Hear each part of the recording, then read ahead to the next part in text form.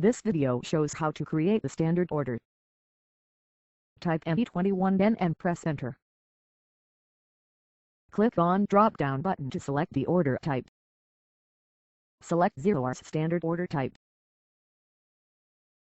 Now fill your company code, purchase organization and purchase group. Fill vendor code and press enter. Now go to Materials field. Fill the following material details and press enter. Repeat for all the materials. Go to Conditions tab to check the pricing.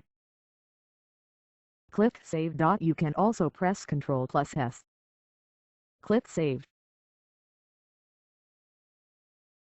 Standard order for 1,500,002,125 has been created. Now, go to ME23N. Go to Confirmations tab. Once the vendor creates the outbound delivery and billing document, the vendor invoice number and the inbound delivery number will be visible here.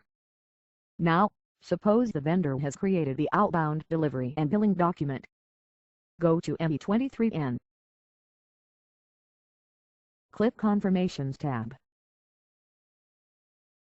This number in reference field is the vendor invoice number.